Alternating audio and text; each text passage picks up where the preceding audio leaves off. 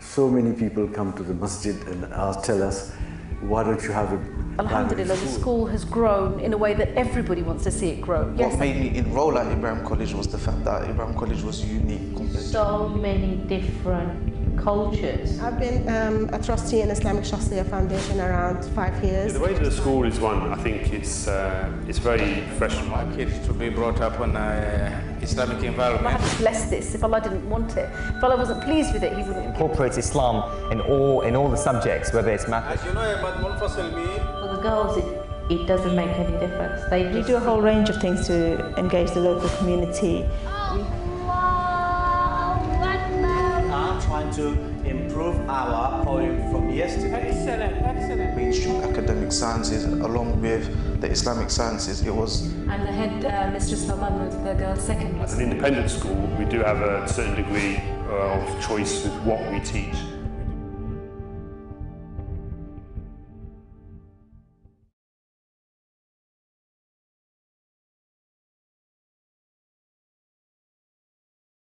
Noor Islam is special because it teaches you extra about Islam. They think positively everything, and it's really easy to find out which path is right way and which path is wrong way. It was in great demand. So many people come to the masjid and tell us, why don't you have a primary school? The school was set up in 2001, around about 10 years ago now, due to the high demand from the community. Alhamdulillah, Noor Islam Trust started off as a mother and toddlers group, and then they opened up a preschool. When the building was bought from an auction house, it was an ex-clinic, and we had to develop it to become a fit-for-purpose building that we wanted to teach our local community children in an Islamic ethos, in an Islamic environment. And hence a steering group was set up. During the war years, the Second World War, it used to be a school, but over the years adaptations had been made. So we had to redo some of the building structure, the building entries and exits to cope with the legislation at the time, the fire legislation, the Ofsted requirements, the children's welfare facilities and everything had to be set up from scratch again. And in that way, the local community was quite helpful because this is a school for the local community and for the Muslim people in particular. They were quite helpful in setting up and giving support. The main reason that we've actually situated ourselves in this building is because of the location. We wanted to be close proximity to the actual mosque, so that we have strong links with the mosque. We have children from Ilford, we have children from Gants Hill, we have children from further afield and from Hackney, so they're not all from Leighton or Woburn Forest even. So alhamdulillah, most of our children, I would say probably about 70 to 80% of our children are from Leighton or Leytonstone area, or at least 90% are from Woburn Forest, and around about 10% from outside of the borough. As soon as the baby is born, they want to put the baby's name in the preschool first of all, and then in order for the child to come to our primary school. So it has got a great impact, and people know of Noor Islam, mashallah. I used to live in North London, and I wanted to send my daughter back in year 2000, I wanted to send her to a Muslim primary. There was no primary school provision, Muslim primary school provision where I lived. So I used to travel all the way from Muswell Hill up to Leighton to send my daughter because she got a place in the preschool. I was really happy with the preschool, and I decided to send her to the primary school. So I've been with the primary school since the year 2003. I've seen the school develop and flourish and blossom into, mashallah, what it is today.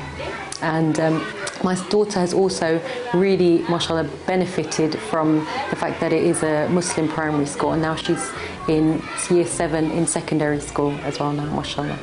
Any parent that would like their child to attend our school, they'll have to apply. Around about 3 years old, a parent would apply when a child becomes 3. Once the application is in, we have a scoring system, and if a child gets into the top 24 of our scoring system, then we invite the parents over for a meeting and an interview as well. If the parents are successful during the interview process and they're happy with the school, then we'll offer them a place, and from there on they have a decision whether they would like to accept the place or otherwise. Alhamdulillah, most of our parents accept the place, and then they start in September. I think it's very important for a child to develop an Islamic culture and environment at an early stage. I mean, Iman has been attending an Islamic school since reception, and it's not been this school, but it's been somewhere else in the local area. And I think for Muslims growing up in Great Britain, it's very important to give them the right foundation in terms of from an early age and as early as reception. Initially, my daughter used to go to a girls' school, and that was only because of the demand of Noor Islam. When we got the call from Noor Islam, after a long waiting list, I jumped to the occasion. I wanted to look into Islamic schools, and this is my closest one in the borough. So I went on the internet, had a look, spoke to some mums who already had children here who seemed pleased with the school. Then made dua and then sent the children here. And they're happy, and I think that's the most important thing that I found, is that my children are happy to come. We converted to Islam, me and my husband, so from the time we converted to Islam, really, we want them to be in the environment of Islamic environment, really.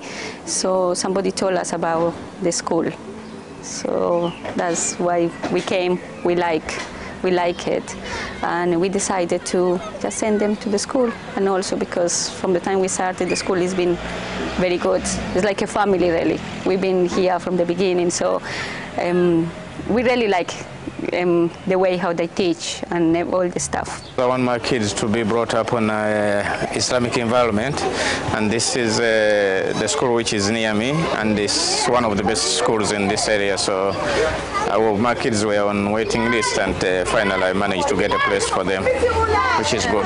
Yeah, the way the school is run, I think it's very professional. I was quite surprised.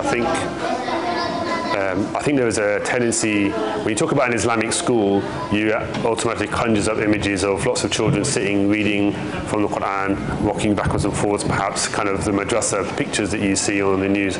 And we're not like that at all here, obviously. I mean, when we get visitors, like non-Muslim visitors, they're always quite surprised when they come inside and they see the displays.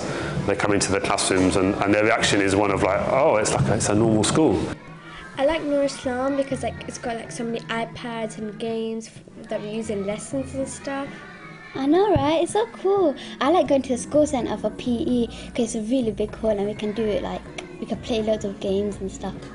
I like having balls outside because it's like every break we get to have different games and we get to play with everybody. Golden time is really cool. Like you can do anything at that when it's golden time. I think Noor Islam is fun, and I think we get to have laptops, and I think that's really good. We have so many games in Noor Islam. And I like the Eid parties because they're fun and we get to do lots of activities and it's non-uniform and things as well. And I like the computers in the ICT room, and we do fun stuff in ICE. I like the lessons because they're quite interesting and they have loads of fun activities in there. A typical school week for most of our children will be Monday to Fridays. They have to have 1 hour of literacy, 1 hour of numeracy, and 1 hour of Islamic studies. After which they have a mixture of art, design, geography, food technology, sound technology, PE, and other subjects as well, other national curriculum subjects. The government expects us to teach sex education. We have our own curriculum for sex education, and we've called it human development. And this is normally taught in Year 5 with the permission of the parent. So rather than teach the national curriculum human development lessons, we've adapted them and teach our own version, if you like. So it's more to do with about boys and girls reaching a certain age and relating that to faith. So for example, why they have to meet also and things like that. I think especially the SRE provision, I was actually quite concerned about that. But when the time came for my daughter to have the education, the SRE education, we were actually so involved as parents. We were given the curriculum, we were given what they were going to be taught. taught. We were invited in for meetings with the teachers that they were going to teach them. We were told, you know, everything that was going to be taught. In Islam, there is no shyness, as the Prophet has mentioned. So whatever field we try to teach, we try to teach it at the best of our capabilities, whilst keeping to the Quran and Sunnah. They ensured that the girls were taught by a female teacher, the boys were taught by a male teacher, and if we had any questions as parents, we were always invited to ask the teachers. Some parents may decide that their children are not ready for this, and hence they'll teach the child in their own time when they're ready, and some parents prefer us to take that role and try to guide the children. In terms of music, there is music there, but it's not music like as taught in state schools. It's, for example, nasheeds and singing. It's not in terms of, you know, playing a guitar or a piano or anything like that. We follow most of the national curriculum apart from music. Instead of music, we have something called sound technology, which caters for sound that your mouth will make rather than musical instruments. So we try to blend that in with the Quran and Quranic studies as well. So different rules, and when we read in the Quran, we'll have different sounds. So we incorporate this in sound technology as well. Alhamdulillah, we don't have any major issues with teaching this because we know the Quran and Sunnah has guided us on the right path, and wherever we can try to educate our children in terms of sex education, we will do so, but at the correct time, when their age is appropriate, when they reach an appropriate age. We always have a homeschool agreement with the parents, so that we have our duties listed on the agreement, and we sign to say that we will fulfill our duties as best to our abilities, and we expect the parents to also make sure their child completes their homework, make sure that they come in uniform with the PE kit, the right attitude. And alhamdulillah, we have had no problems with our parents, and alhamdulillah, our parents are always on our side, and with working together with our parents, we see that our children are excelling in not just Islamic studies but also the national curriculum and secular education. Our parents are so different to maybe state school parents, where most of our parents want to get involved desperately with school trips. Any activities we do, we try to invite our parents. Any assemblies, we're starting to invite our parents to assemblies as well. So alhamdulillah, we're trying to get our parents involved as much as possible, and our parents are really enthusiastic and they really want to be involved with their child's education, including school trips, lessons, activities, assemblies, and many other activities that we do in our school. Our local neighbours, our relationship is very good. We normally invite them over to any activities that we have. For example, we will have art and design technology exhibitions. They are very kind of hot on community cohesion, as well as emphasising the Islamic side of education. So I really wanted a school where she wasn't just kind of locked up and this is your Islam, but I wanted a school that was involved in the community as well as providing an Islamic education.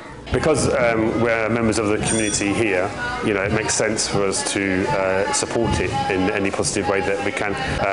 Like the local hospital, for example, like the maternity ward, recently we did a big push where we raised about £6,000, if I remember rightly. There's always issues in terms of schools have issues with parking, and there's always these small minor issues, but every school has these issues. Overall, though, I'll say we've got a very good relationship with the LEA. We're always constantly in communication with the LEA. They come over to observe our teachers, to help us, to train our teachers, and we always send our teachers over to training, over to the LEA as well. We try to be as green conscious as possible. Recently, we've been awarded Sustainable Travel Outstanding Level Award in 2010.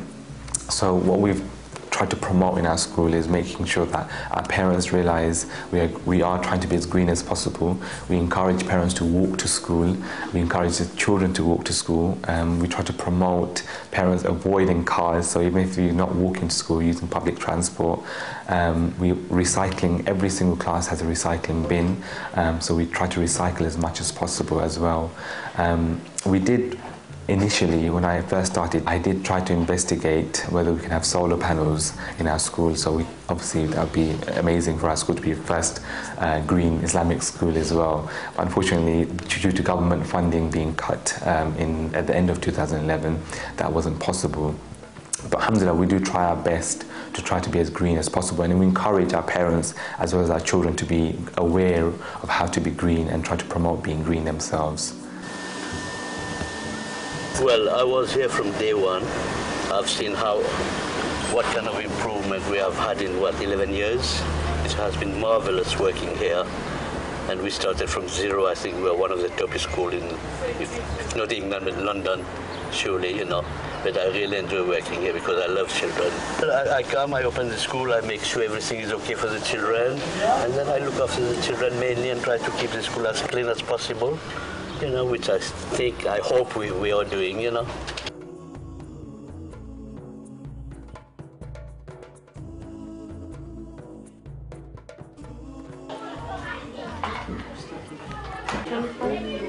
The school is mainly funded by the school fees that come in every year. So the £3,000 per child is the main source of funding for our school. If we, initially when we first opened, the school was also funded by the Noor Trust, which is part of the Noor Mosque. And alhamdulillah, they helped our school immensely in the initial stages, and without the support of Noor Trust, we would not have survived as a school and we wouldn't be alive at this stage. But over the years, we've tried to rely less on the trust and more on the school fees. And alhamdulillah, so far, we're not relying on the trust as much, and we're mainly surviving on the school fees. There is no government funding, unfortunately, at the moment. Maybe in the future, as the new coalition government have introduced free schools, maybe in the future we can apply to be a free school, but at the moment we're just relying on our school fees. Technology is ever advancing, and children are much more intrigued by technology. When we start to use technology in classes, it's much easier to gain their attention. And as I think everyone knows, every parent knows, when you stick an iPad in front of a child, he's glued onto the iPad. Whatever he's doing, playing games or learning something, he's glued or she's glued onto the iPad. So we're trying to make sure that when we use technology, we use it in the right way, and we use it where it's appropriate, and especially with Islamic studies, which most schools will say is a difficult subject to teach. Alhamdulillah, we don't struggle at all to teach Islamic studies because our children love Islamic studies. Alhamdulillah, I think we do a good job with what we have. As I said, the staff here are very committed, I think. That's clear to see, I think. I've been working here for 3 years. And we're always looking at ways that we can improve the children's learning, improve opportunities, give them access to things which they might not otherwise get an opportunity to do. It's a really good place to work. I feel that the Islamic education that my daughter received has, mashallah, really benefited her now that she's in secondary school, and she's in a top secondary grammar school. So the academic education that she received here helped her, and now she's wearing full hijab. She's in, she also prays at school. She actually set up a prayer room. They didn't have a prayer room there before, and so all the things that the school has taught her in terms of being a valuable member of the local community, as well as being a kind of ambassador for Islam, have really benefited her. At this age, definitely, one of the key things for teachers is to be a role model for the children. You have to make sure that you don't contradict what you're telling them to do and then acting out that same thing yourself. So it's important that they can find someone that you're approachable, that they can trust you, that they can look up to you, respect you. Alhamdulillah, I can say really good things about many of our children. Many of our children are in the same boat, that have left the school and started to apply for university now. And have applied to some of the best universities in the country, like London School of Economics, Imperial College, Oxford and Cambridge, etc. So alhamdulillah, I think overall what we can see is the effort that we put in 10 years ago. You can see the fruits of the effort now bearing, and you can see, mashallah, our children are really progressing, have made excellent progress, and are aiming for the highest achievements in education.